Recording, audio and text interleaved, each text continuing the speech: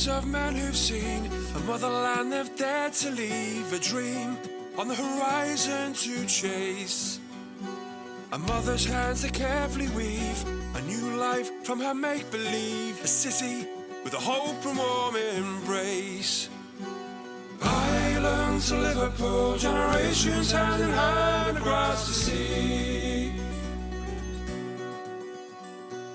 Home's where the heart is, beating strong for all to hear. Welcome as we bring language, dance and songs to sing, to celebrate a fondness of our past. The future is for us to hold and cherish all the stories told, each chapter penned a longing to surpass. Ireland to Liverpool, generations hand in hand across the sea. Home's where the heart is, beating strong for all to hear.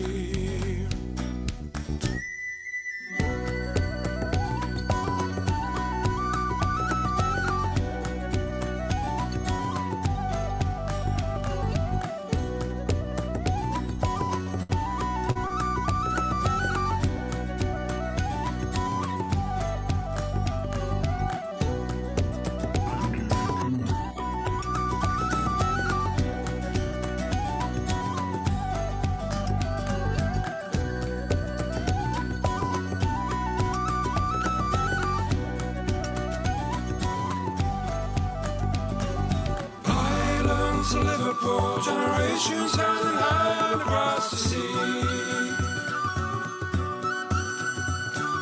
Home's where the heart is, beating strong for all to hear. Ireland to Liverpool, generations hand in hand across the sea. Home's where the heart is, strong for all to hear.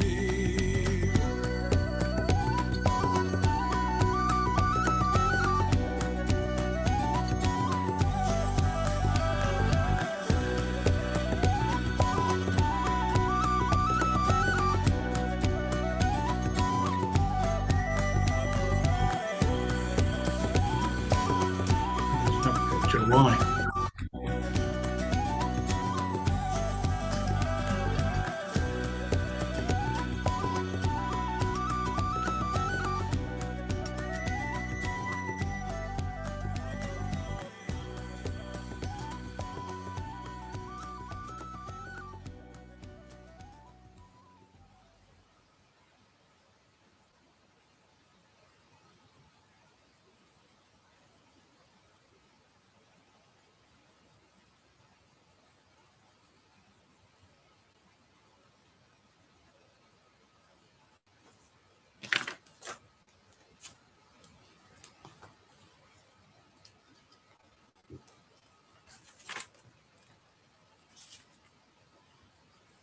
Hello everyone, can you hear me?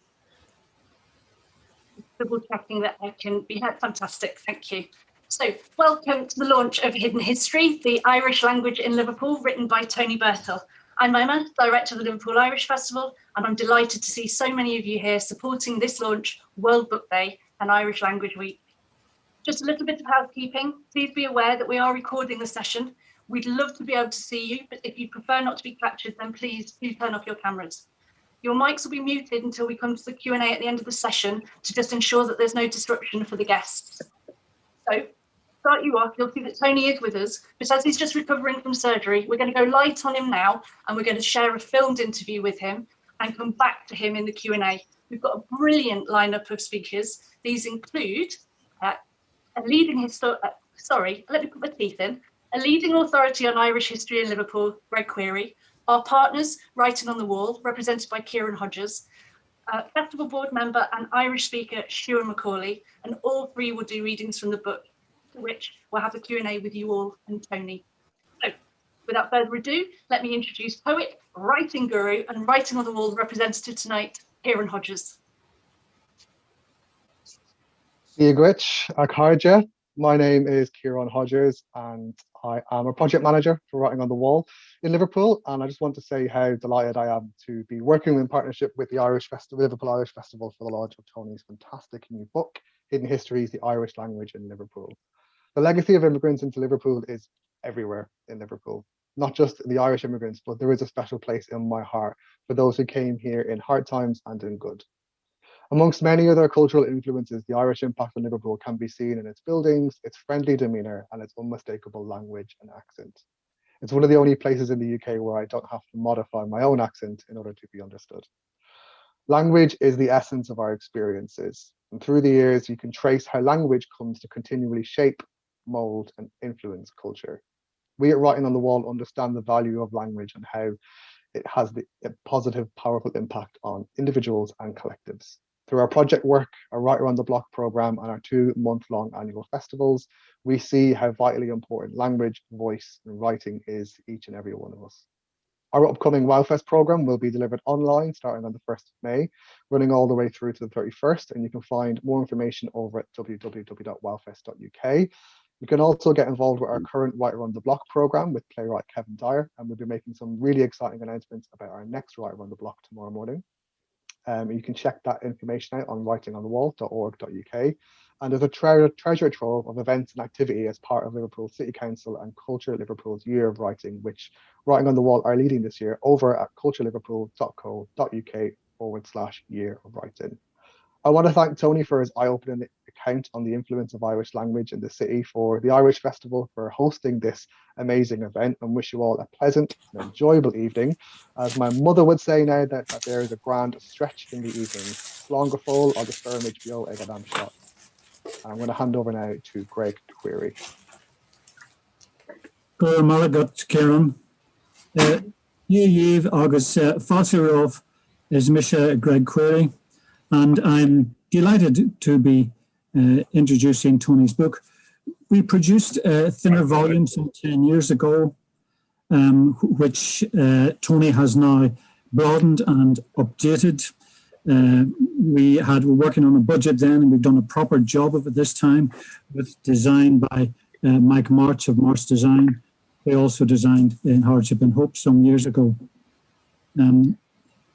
There are many reasons why you should get a copy of the book. Tony sets out substantial evidence for the large numbers of Irish speakers in Liverpool in the 19th and early 20th centuries. And this aspect of Liverpool's history and the regional's culture and inheritance has not been included in the standard narratives of the city's past. And this book, I think, is going to put that right. He shows that as well as those who spoke both Irish and English who came to Liverpool, there were significant numbers who only spoke Irish. The evidence presented here includes the campaign to have Irish-speaking clergy in Liverpool in the 19th century because there were so many people who could only speak Irish. And of the 19th century surveys on the numbers of Irish speakers, and there's a good deal also on the history of Conrad na Gaeilge locally. The attitudes and policies of both the Catholic and Protestant clergy towards the language is another interesting topic which is dealt with extensively in the book. Tony discusses the numbers of Liverpool-born Irish speakers, and I found it particularly interesting how he highlights the significance that Liverpool-born Irish speakers played in the Irish language revival in the late 19th and early 20th centuries. The book is very broad in scope, setting the Irish language in a much wider context. It examines the factors behind the catastrophic decline of the language under British administration in the 19th century, and the attitudes in education and in the courts and in the Maynooth Seminary towards the Irish language. The position of the Irish on Merseyside today and contemporary attitudes towards the language, its influence on the speech and culture of Merseyside is also a feature of the book. But it also provides a lot of background to the Irish experience in Britain generally. And I can guarantee that you'll not fall asleep reading this book. Tony's style is engaging and honest, very direct, and very clear. It combines historical research with readability. Our hope is that the book will help bring about a change in how historians regard the role of the Irish language in Liverpool's story, and will reevaluate its significance. As the language revival movement today gains momentum in Ireland, I hope that this book will stimulate increased interest in the language here on Merseyside. So whether you're a general reader or an expert, you'll enjoy this book and learn much from it. You can get copies tomorrow from News from Nowhere in Liverpool, either online or by phoning them. It'll be in the other local shops once they open. If you're not a resident in Liverpool, your local bookshop should be able to order it.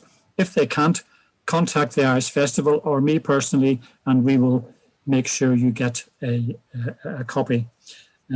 As the person bringing the book to publication, I want to thank the Irish Festival, Writing on the Wall, Emma, Sian and Kieran, and also March Design, Mandy Veer and Kath McKiddin, who did so much of the proofreading for us. And I now hand you over to Sian, who's going to say a few words. Gorda Monica. Fáilte roimh is mis siúin agus tá mé tharbheith astal a bhein seo nacht ar son na fella agus thomáile sin ar son conartha na Gaeilge léirfol. Tá muid an seo nacht le cealarú teannachar an Gaeilge ar léirfol ar na sráid na seo agus ar an canhaint an seo léirfol. Agus thomáile sin bhrála mar rá go bhfuil teacht Tony Bertol a gceist nuair támuid ag glóirt faoi teannachar an teanga an seo fásta. Is ciban le an lá nuair bhí me ag galbhaí fahanne maid ard level agus a gceisteach le radio na Gaeltachta agus thula me Tony ar radio na Gaeltachta ag glóirt faoi lá eile fádraig atá an fella a bhí teacht an seo léirfol.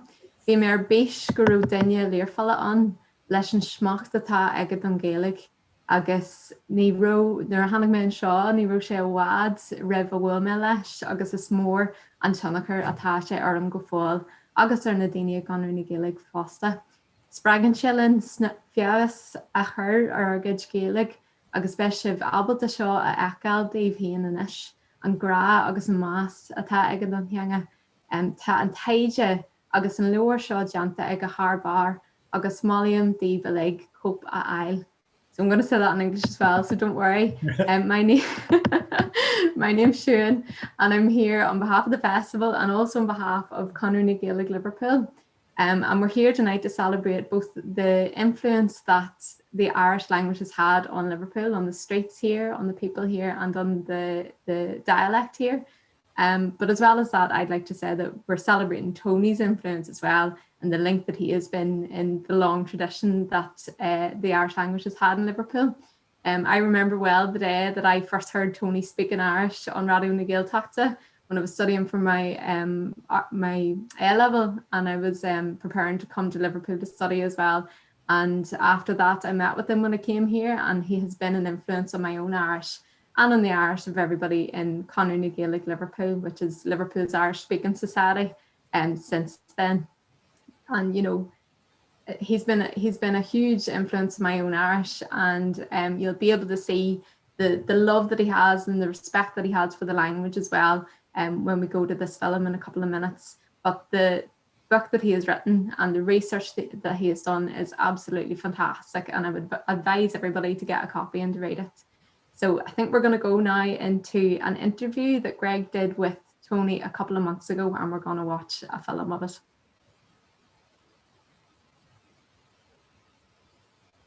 Well, Tony, can you tell us a little bit about your background, your upbringing, your family background?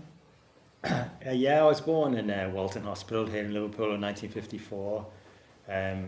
My mother and her sisters came over from Ireland to work to train as nurses before the Second World War. And my father was from Lancashire, and he worked in the aircraft factory here in Liverpool during the Second World War, and that's where my mother and father met and got married, and so I'm one of 6 children I say born and brought up here in Liverpool, so I went to school locally at Blessed Sacrament Primary School in Walton, and then with the Irish Christian Brothers up at Cardinal Godfrey in Everton. And then I went on from there to the University of East Anglia and then the University of London. And what first aroused your interest in the Irish language? Well, you know, when you're a child and everything's different and strange, and it was just hearing languages generally. It wasn't just Irish I heard. Probably Welsh would be my language I heard most. Yeah. Lots of Welsh people lived in our road, and they used to talk Welsh too. So I remember when I was very small, walking along with my mother, and these two women were talking Welsh. And I said, "What are they saying, Mum?" And she said, "They're talking Welsh." And I said, "What's that?" She said, "It's like Irish." And I said, "Oh." And I said, "Can you talk Irish?" She said, "Yeah." And I said, "Well, say something in Irish." And I used to have very black curly hair, and she just said, she just put her hands through my hair, said, "Tatu chata." She said, "You're curly headed." She just laughed. Yeah. And then sometimes, like, she'd finish a sentence off with some few words in Irish, like some laugh, you know, like say when her sisters came round, they might say the odd sentence in Irish and laugh. And there was this language in the background, you know, but they didn't seem to speak it, unlike the Welsh. They seemed to speak that all the time, you know. And they had the Welsh chapels, and then of course you would have the Chinese community and the Yemeni community speaking Arabic, but Irish. It struck me as, I don't know, that there was this language that was part of us that didn't seem to be spoken, and yet people had it, you know. So I was intrigued. And how did you yourself come to learn the Irish language then? Well, I did pick up the odd word from my mother, and in fact I came across an Irish language dictionary, you know, when I was at primary school. It was in the local library, and I took it home and I showed it to my mother, and she sort of would say, "Oh yeah, these words in Irish." And so I learned a couple of words off my mother, and then as I heard the Irish Christian Brothers talking Irish at secondary school, but they didn't teach it to us. It wasn't regarded as being of any use to anyone in Liverpool, really, the Irish language, regrettably. But I'd say down the years I did pick up a fair few words and kind of assimilate, I suppose, a fair bit. And so when I returned to Liverpool in the 80s to work, and Brian Stowe was from the Isle of Man. He was professor of physics at Liverpool Poly, and he could speak Manx and also Irish, and he ran Irish language classes for Liverpool Education Committee Adult Education Service. So I signed up for them just one night a week, and he said to me, "Oh, you've done this before, haven't you?" And he said, because this is a beginner's class. Basically, he said to me, "Why don't you sign up for the O-level class, you know, next year, you know?" And I was the only person who did it, actually. So I think that was about 1986. And then after I did that, then they encouraged me to do the A-level. That would have been 1989. And I just kind of almost accidentally ended up going down this road of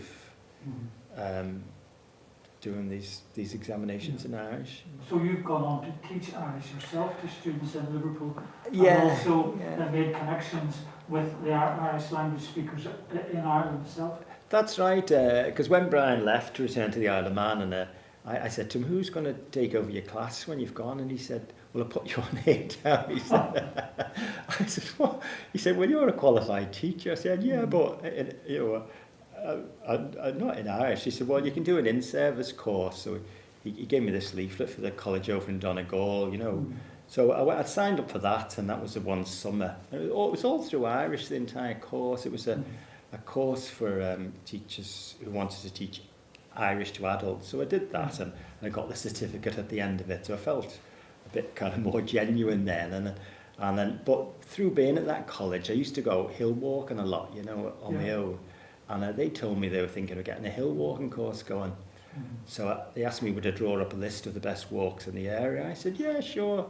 So I did that for them, and when I was leaving, I said, "Oh, by the way, who you lined up to run the course?" And he said, "You." I said, "To me?" I said, "But anyway." So I ended up doing that in the summers. Then, you know, it's funny the way you kind of chance into things, you know. Yeah. And the situation of the Irish language in Liverpool today, you've got your classes, and there's a branch of Conrad and Gaeilge. Yes. Yeah. So.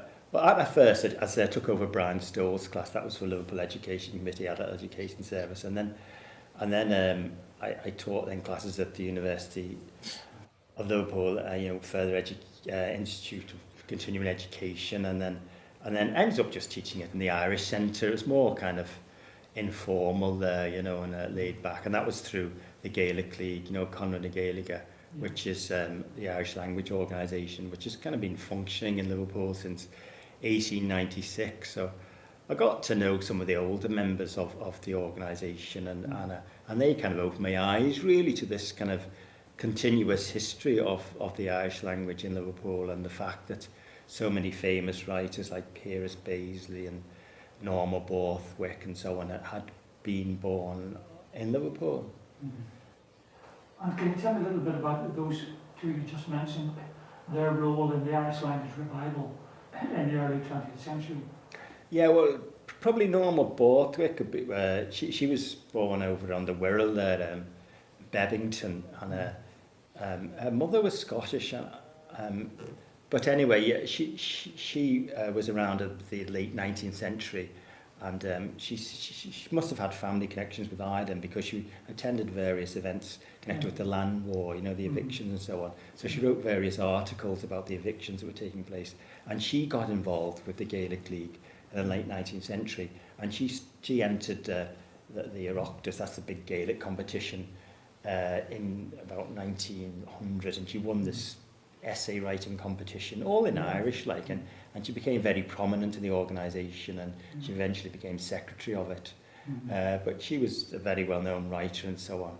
And then, I say, Piers Paisley, he was a poet and a writer. He wrote several plays and novels, and he took part in the Easter Rising in 1916. So that was that Liverpool link. But your researchers then have uncovered the story of the strength of the Irish language in Liverpool amongst migrants to the city. Can you tell us something about that? Yeah, that was by chance really. I got to know Professor Frank Neal. He was involved in the famine commemoration committee, and he wrote the book Black 47, and he'd come across numerous coroner's reports of people who died in Liverpool during the famine who could only speak Irish, and they couldn't give evidence, and they had to have translators. So I asked him about this, and he said, oh yeah, in the literature he'd been researching, this was quite common, and then he told me then about Canon Hume's survey that he did in 1850 about the Irish community in Vauxhall and that area, and he did a huge survey of everyone who lived there, and one of the questions in the survey was, do you speak Irish? So we had a list of everybody, every house where Irish was spoken, and in some places 90% of the people in certain roads were speaking Irish, around 1850 in Liverpool. And then so that kind of opened my eyes really, and I wrote I wrote for many years for an Irish language magazine called Bio that was on the internet, www.beo.ie. So I wrote about this for that magazine, and then I found out about this petition that was drawn up in 1840 by the Irish community in Liverpool, requesting the Vatican to provide more Irish-speaking priests for Liverpool, because a lot of them could not speak English and so were unable to attend confession and so on. And it was signed by over 20,000 people and sent to the Vatican, which you think is a huge undertaken, for 1840, and then I came across then Father Matthew, the great temperance campaigner, when he was in Liverpool in the 1840s, and he administered his temperance pledge, to abstain from alcohol. And in Liverpool, he said he was mainly doing it in Irish because that was the language that people spoke. So there's all this kind of evidence there, and it's just a matter really of drawing it together. Have you got any thoughts on how the difficulties that those Irish speakers might have faced when they arrived in a city, arrived from rural Ireland to a city such as Liverpool? Yeah, well, it was. In fact, I heard an interview actually from a woman who came to Glasgow in 1960 from Donegal, and she didn't speak any English, and all she had was a piece of paper with an address on in Glasgow. So she got the boat from Belfast to Scotland, and then the train to Glasgow. And when she got off at the station, she just showed somebody this piece of paper with the address on it, and they pointed her to the place, and she was just describing. She had no English whatsoever. That was 1960. So, I mean, just in terms of finding your way round and so on. But I think that there is such a sense of community within the Irish community that people would go out of their way to help you if you needed help. Yeah. You've spoken of the strength of the Irish community in Liverpool. A lot of Irish speakers went to the United States. Is there much evidence of the prevalence of the Irish language on the other side of the Atlantic? There is. Now, this is an area of study that's been neglected for many years, but and now like a big research project has been done in Pennsylvania around the songs in Irish that were collected in the 1920s, so there is ongoing work, but basically the Irish language seems to be very, very strong in particular areas. And that was in the 19th century, wasn't it? Yes. After songs and ballads were collected. Yes. Yeah. So can you give us your view on the situation of the Irish language today, and how do you think things might develop in the years to come? What, within Liverpool or? Within Liverpool, and also the Irish language revival in Ireland itself. Well, to take Liverpool first of all, I mean, I say we do run Irish language classes, but the main thing about Liverpool is that although very few people can speak Irish, there is an awareness that the language exists, Yes. which is an important starting point, because a lot of people don't even realise there is such a thing as the Irish language. And I've always found a great interest in it. And I remember Bob Burns, who ran Flanagan's pub there. I remember the Guinness brewery there in the 1980s. They produced this green badge and said on it, "Is Erenac Eremule May," which just means I'm an intelligent Irish person. Yes. And he showed it to me and said, what's this mean? And I told him. I repeated it. He thought it was great. So next thing is he produces all these T-shirts with Flanagan's apple on the front and this Erenac Eremule May on the back. So whenever the bartender would turn around, the customer would see this and they'd say, "Oh, what does that mean?" And they would tell him, you see. Well, these shirts were a massive hit. He sold hundreds and hundreds of them, just on the strength of this slogan. And now you might say, "Oh, well, that's just tokenism. It doesn't mean anything."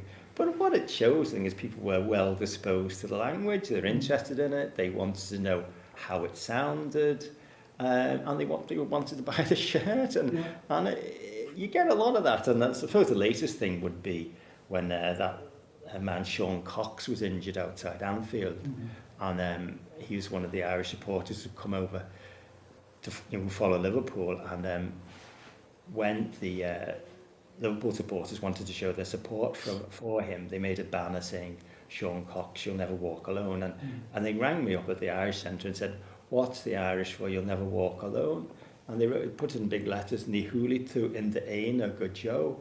And they were so proud of this, this banner they'd made with the Irish, and it featured then at the European Cup final. In fact, when Jordan Henderson saw us amongst the crowd, he ran up to the crowd and got us and brought it onto the pitch. And it was on the back page of all the newspapers the following day, this banner written in Irish. Now, I know you might say this is all tokenism and all that, but the thing is, it's out there. People are interested in the Irish language. They're well disposed towards it. They'll come and ask me, what does this mean? What does that mean? And so I feel optimistic about it. Within Ireland itself, there is a big, kind of revival, both north and south, and especially when Gaelic schools, that is, schools that use the Irish language for teaching purposes, and so they've been a big movement. Well, yeah. So in my book, there's the historical side of it. Yeah. The fact that so many Irish speakers came to Liverpool in the 19th century. You're talking about tens of thousands of people, and the impact that they had on the city and on the local dialect as well, the local language we speak. And people just take it for granted. People say, "The gob on him." not realising that that is just total Irish syntax, you know. So you get a lot of Smashing is another example. smashing, yeah. So you get a lot of things like this then. And of course, people who leave Liverpool, and people notice they have a different accent. Of course, the Irish has been a big influence on that. But also, as I say, things like that development around the banner and just attitudes towards the Irish language generally within the city. But you also have a detailed history in there of the relations that the Catholic Church had towards the language, proselytization, and lots of historical detail. Yeah, I mean, this is quite a controversial area. The traditional view was that the Irish-speaking community were Catholic and they were looked after by the Catholic Church. And then you had like Protestants coming along, proselytizers as they call them, who learnt Irish to try and entice Catholics away from the true faith. Yeah. Which was kind of, but if you study what was going on, you find actually that this is not true. That the Catholic Church the Catholic Church is an international organisation that obviously its main interest is promoting the Catholic Church,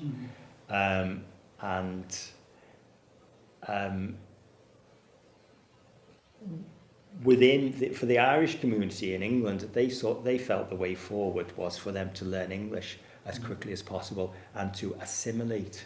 Yeah. So they took very little notice of their linguistic needs. So an example of that is the petition to the Vatican in 1842 requesting more Irish-speaking priests, which was totally ignored, by the way. They got no response to that whatsoever. And then you see the same thing happening in London and all over. They made, now and again they would send a priest to Irish-speaking areas, but most of the time they expected them to assimilate. And then with regard to the Protestants, well, I mean, that was just their belief that everybody has the right to read the Bible in their own language, one of which is Irish. And so they translated the Bible into Irish, and they taught people to read and write in Irish so they could read their Bible.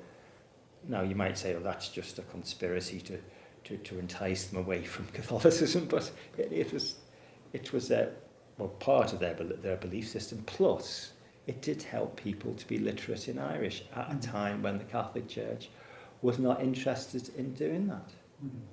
And you've a lot of wider context in the book, so it doesn't just deal with the Irish language in Liverpool, but readers will find quite a lot of background on the decline of the language in Ireland itself and the wider history of the recent history of the language. Yeah, the attitude of the British government was to just ignore the Irish language, to pretend like it didn't exist. So when they started the national schools movement, for example, in 1831, the language of instruction was English. And even though most of the people would not speak English, over the first few months you would have to learn, you'd have intensive English classes. And the kind of subplot to that was, well, that your own language, i.e. Irish, is like second rate, second class. You really need to learn English if you want to get on, and all the subjects were to English. And so then, of course, the legal system, that was all through English. So if you're having a legal problem, you ended up in court, everything will be through the medium of English. And if you, say, were on a charge of murder, and you find yourself before court, you could end up being hung. This is what happened to a man called Miles Joyce, or Mael Rashoiga, in around 1880. He was found himself before court in Dublin, and he didn't understand what was going on, and they hung him, and they realised before they hung him they was totally innocent, but they just went ahead with it anyway. David Alton, who was the MP here for many years, he's now in the House of Lords. His mother told him, so he's actually got a campaign to have that man pardoned, like, because it's such an awful story, you know. So as they, through education, the legal system, commerce, any kind of avenue for economic advancement, everything would be done through English, and Irish was kind of pushed to the side. And in fact, it was regarded as being an embarrassment if you spoke it, and people wouldn't even admit that they did speak it. If you could say something on, in Irish, summarised in Irish, what the content of the book is, especially with both, well, especially with Irish speakers in Ireland in mind. Well, Shane prif fod na stan y Gaeleg ar yn laffol. Bín daoine cant fi Gaeleg yn áit yma yn blasgéid mór agus áit mar sin, ba nó tá sé trécht ar nes na dyna'r bí yn y gcónaíonn sin yn áit mar sin. Jimmy Sheets yn go dtí Springfield, Massachusetts, agus hiwi alán Gaelgeorí go áit na mar laffol. Agus ní choran daoine an ceist. Cé hála dóibh, cé hála dus na daoine nóair a thuí siad gáit na mar láfa, cé hála an teanga, agus so leá seo tá méid deanúireacht a hispans, cé hála an teanga an áit na mar láfa. Agus se leá seo fecinn tú go lean daoine a rá a cant in Gaeleg nóair a bhí siad an seo. Agus bhín cud is mó acu brojo las an teanga, agus scríb siad sa teanga. Agus mar daoine mar Norma Borthwick agus Piers Paisley. Ba scríbnear I bhaiad agus bacó go mé is mó achantas a daoine mar sin. So, Tony, can you tell us a little bit about your background, your upbringing, your family background? Yeah.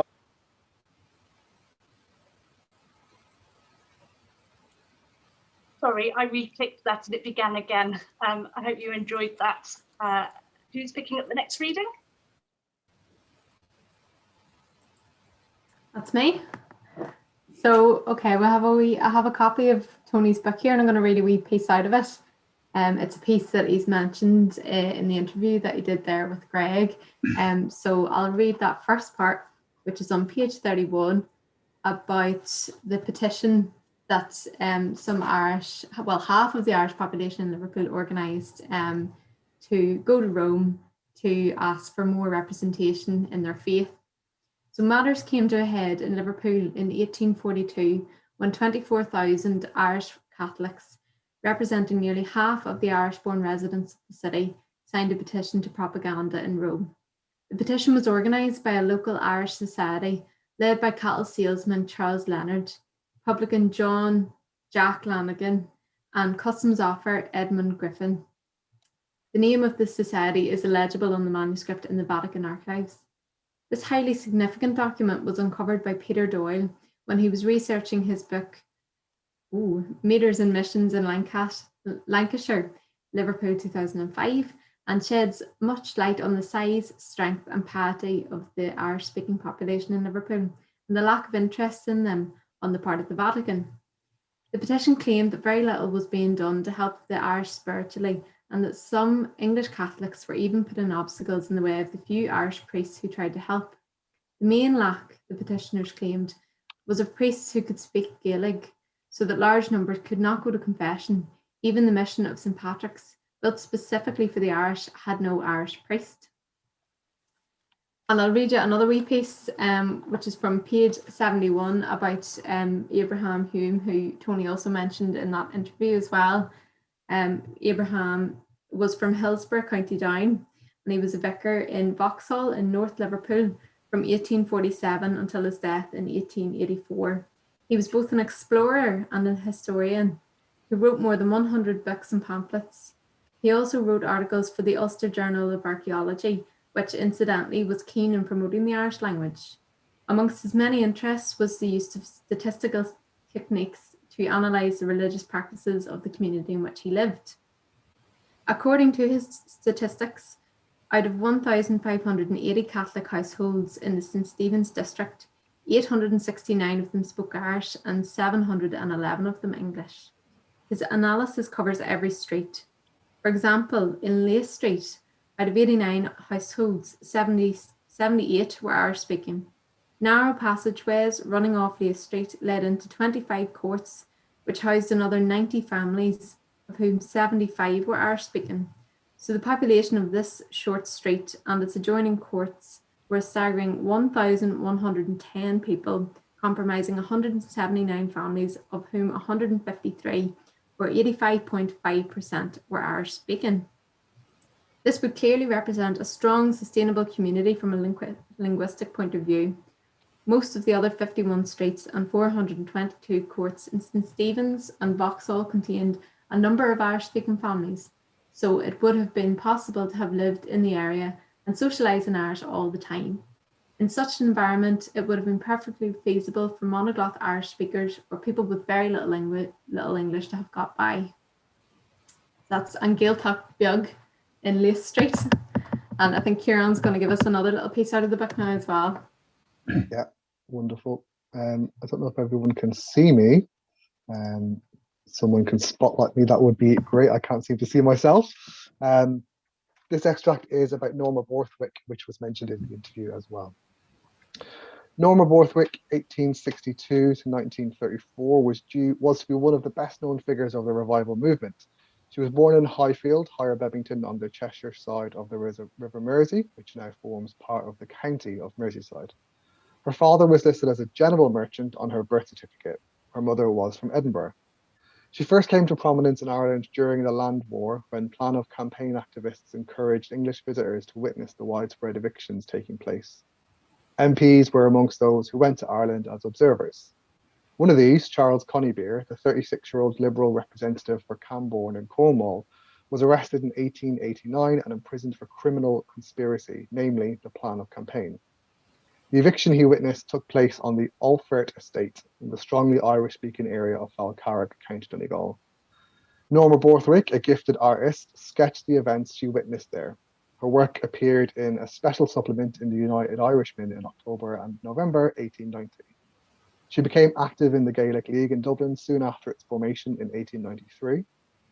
Liam P. O'Regan makes reference to her in the Irish Literary Revival 1894. Miss Norma Borthwick, who is known as an artist, will be remembered by many readers in connection with the exciting episodes in the Land War in Ireland. By 1897, she was in London, where she became one of a number of Merseyside Irish speakers who played a prominent part in the Gaelic League there. In June 1898, she was appointed Secretary of the Gaelic League in Dublin, as well as manager of the Gaelic Journal. She moved to Ireland to take up this role.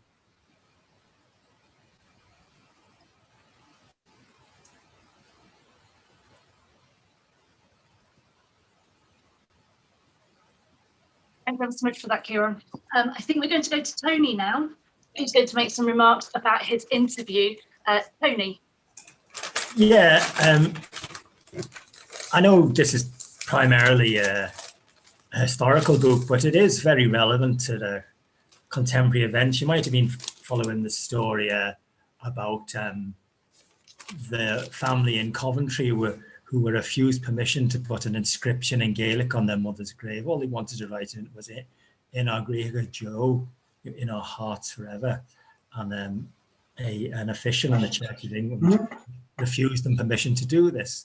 And the court case dragged on for months and months and cost an awful lot of money. Now, the Church of England subsequently ruled that the man who had refused them permission was wrong.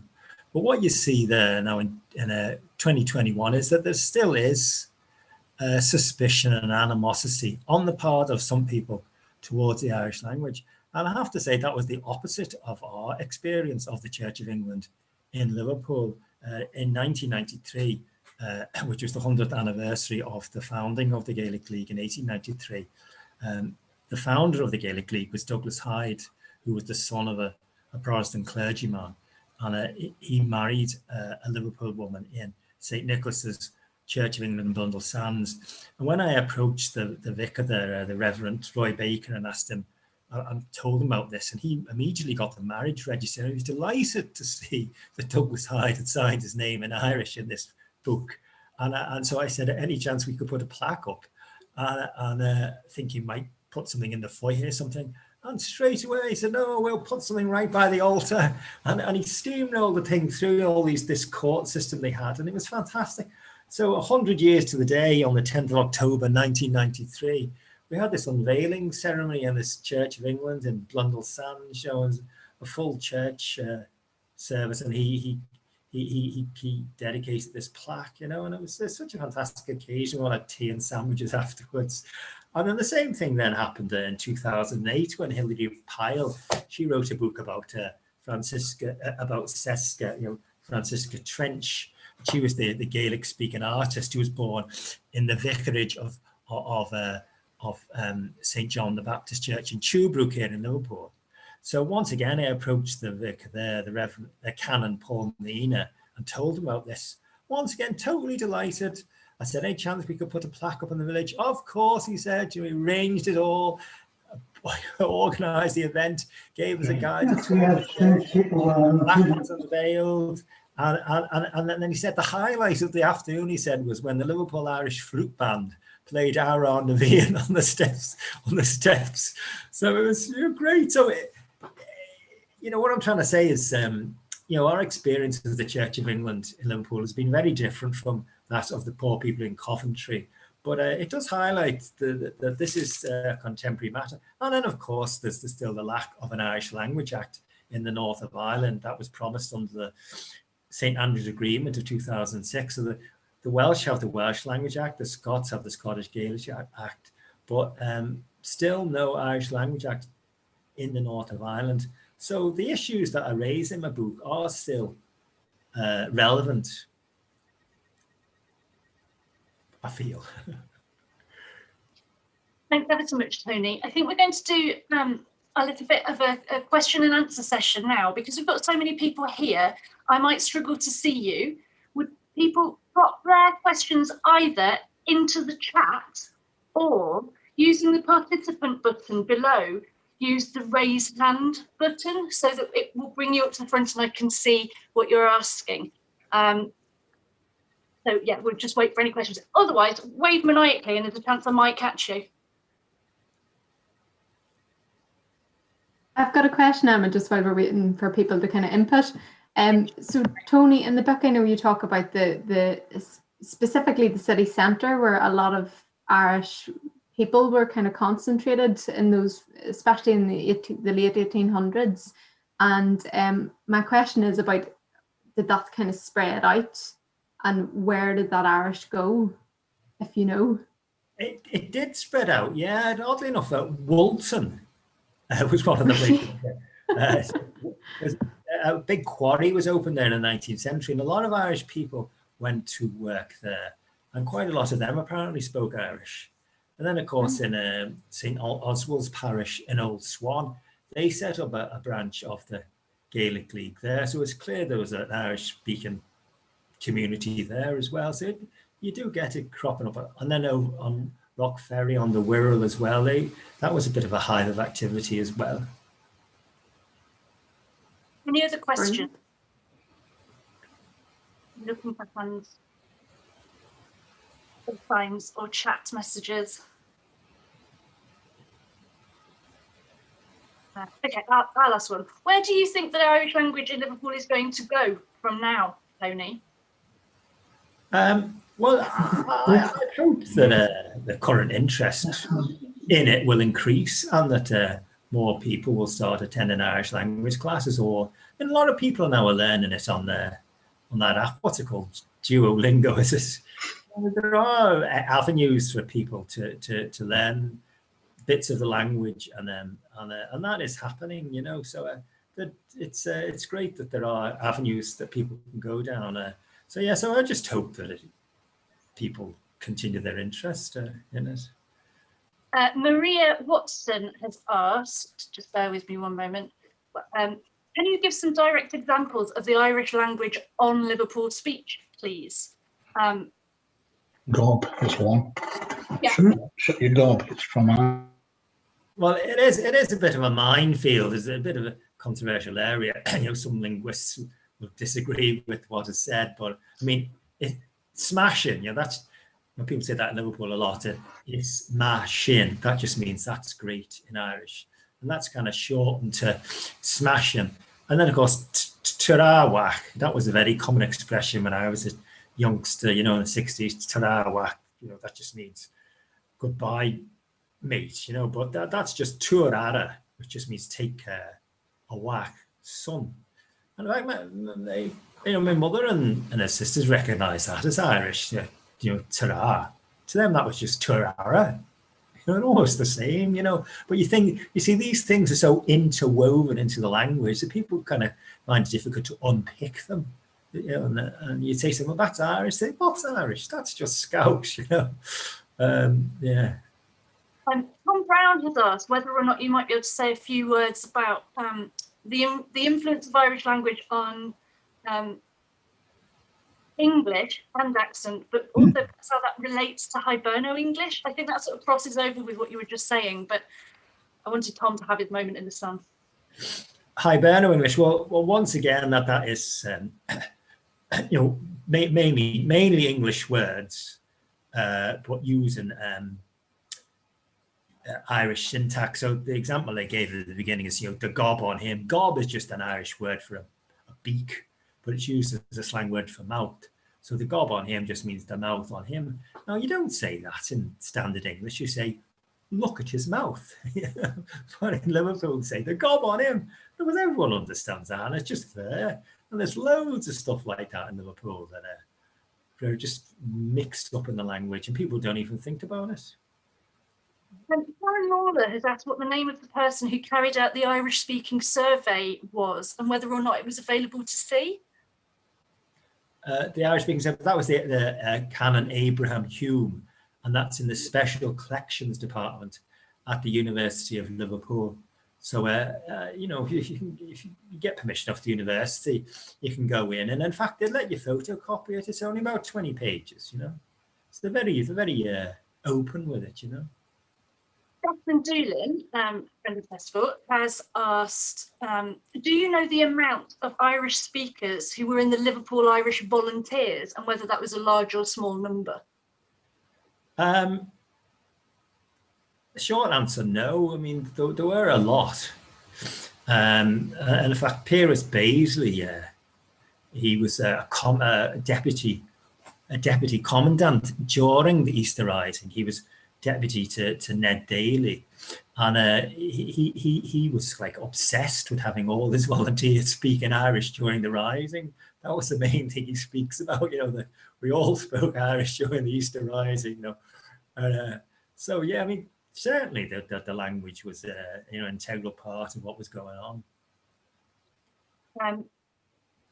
Angie Birtle has asked, can you tell us that funny story about the boy who was asked to choose whether he stayed in an RC house or a Protestant house, and the reason he gave for his choice? Oh yeah, this is this controversy about you know, Protestant churches trying to poach Catholic children away, you know, from just say Catholic orphans, and there was one case where two young brothers, and a relative they were in a Catholic home, and a relative them had them moved to a Protestant home, and so the Catholic priest objected to this, and so he applied to have them transferred back to the Catholic home, and so they're interviewed by the authorities, and they're asked which home they wanted to go back to, and they requested to be returned to the Catholic orphanage. So Father Pennington, he was the priest, he was delighted with this. He'd been pacing up and down outside the room saying the rosary, you know, while these children were interviewed. And when they came out, they said, well, where do you want to go? And they said, we want to go back to the Catholic orphanage. And he said, oh, that's fantastic. Why do you want to go back there? And they said, because the grub's better. I think that kind of sums it up. People, you know, Catholic Church put on this great emphasis on dogma and all that. Like, but to most people, it's just a matter of getting a meal and staying alive, you know. So Steph has asked a question about where would be a good place to start identifying speakers of Irish Gaelic in the city, and I imagine really you're the go-to guy for that. Well, Joe, that amazed me. Every St. Patrick's Day, we'd have a collection there for Conra na Gaeilge, and we'd go. Some of us in Conra would go around the pubs, little collection tins, and we'd give out Gaelic badges, and people put a couple of bob in the collection tin. And the amount of Irish speakers just amazed me every year, and they'd all be out on St. Patrick's Day, and then you would never see them again. It used to drive me mad. And they say, "Oh yeah, I work in Liverpool, yeah," and they could speak Irish, and so it's very dispersed, you see, you know, and people have their regular jobs and they're doing regular things, and you know, so but I suppose, you know, to go to the Irish Centre and go to the Irish classes and link up with people in the Gaelic League and so on. There is a bit of a social movement, and the younger members like Siwan and that and Danny have been tremendous in taking up the baton and pursuing this. So I'm glad to say that it is continuing on, this tradition. So I'm taking two more questions that I've already identified, but I need Siwan's help in asking what the one from Anne Anderson in the chat. So if you could have a look at that for me while I ask the question that Mick Francis has raised, which is St Patrick's Church in the Dingle is 200 years old on St Patrick's Day this year. Did the language also thrive by the docks of the Dingle? Mike's asking from L8 Radio, which is based in the Dingle. Oh, well, yeah, I mean, the language was particularly strong on the docks because a lot of Irish people got employment there. And the parish of St. Patrick's was one of the main Irish-speaking areas in Liverpool. So, yeah, it would have been very strong there. That's great. Siwan, are you able to translate the question? Yeah, Anne hasn't asked the question as much as just giving her thanks and saying hello to Tony and to everybody, and she's found the event really interesting. Well, I'm really glad. Thanks, Anne, and thanks to other people that have said thank you in the chat. We'll make sure that all of that gets to Tony so he can see what you've asked. I'm going to start drawing us to a bit of a close now, but before you all go, I've got a couple of things that I'd just like to mention. One is that while we've been on air, Zoom has stopped a number of people coming in. If they are friends of yours, I would like to offer my unadulterated apologies and say that we will make sure that this YouTube video for this that's going out now is sent to everybody that was registered for the event. We're really sorry. It's not something that we could control from within the event. To buy Tony's book, we recommend News from Nowhere if you're in Liverpool, but if you're not, I'm going to put a link in the chat so that you can get it from there. I'd also like to just draw your attention to the fact that Global Greening will be happening on the 17th of March. The festival has ensured that lots of our city landmarks will go green in honour of the Irish influence on Liverpool, connecting with a global project that's seen the Sydney Opera House, the Great Wall of China and the White House turn green for St Patrick's Day. So we'll be celebrating our contribution on social media, so please do follow us on Live Irish Fest. Dates for your diary that we'd like you to make sure are there are our festival dates. So that's the 21st to the 31st of October. And as we get a bit closer, all of those details will go out on liverpoolirishfestival.com. Have any of our speakers got anything that they would like to push or say to our guests before we say goodbye? I say something just in terms of the of somebody asking about where they could find the Irish speakers.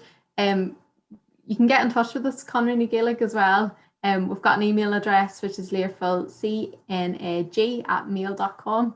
And we're a nice friendly bunch. We kind of have a little get together on Zoom on a Monday, and we'll have a book club as well on a Thursday. And Tony usually does lessons up in the Irish Centre in Everton. At the minute they can't run because of COVID, but he's hoping to get back to them as soon as we're able to get everything together. So, and if you want to get involved, even if you don't have much Irish, you can kind of get in touch with us and we can see what we can do, because we're it's there to kind of promote Irish speaking in the city, and so yeah, we take everybody who's interested. Oh, could I just say the book is of course available in Ireland, so it's available in the Conradh Ní Gaeilge bookshop in Harcourt Street in Dublin, and at the Edge of Scale bookshop in Glencolin, Killen, County Donegal, on their website at shopagaeilge.ie, and of course in the Cultalan, that's on the Falls Road in Belfast, and they have copies also. So it's available north and south for anyone in Ireland. Any other notices? No. Can I just say it's lovely to see Tony tonight because we miss him in class. Good morning. Can I just say, if people can think of any outlet that might sell the book, then let us know, and we'll get copies to them. Would you put it into the Irish Centre? Because I know a lot of people still call in there. Yes, we will do. Definitely. Yeah. Thank you. So the recording of this event will be available on our website later on, so you'll all be able to come and see it, or you can look at it on YouTube shortly. It leaves me to say thank you ever so much to our speakers and to Writing on the Wall and the 2021 year of writing, because they partnered with us, which is fantastic. We also need to thank our funders, Liverpool City Council and Culture Liverpool, the Government of Ireland's Emigrant Support Programme, and to the Government and Arts Council for their cultural recovery support. Finally, we say thank you so much to you for supporting tonight's event. Say happy World Book Day, happy Irish Language Week, and good night. Slán. Thank you. Slán, Bye. Mágah. Slán, gur míle maith Slán. gur míle Good morning. Slán, Tony.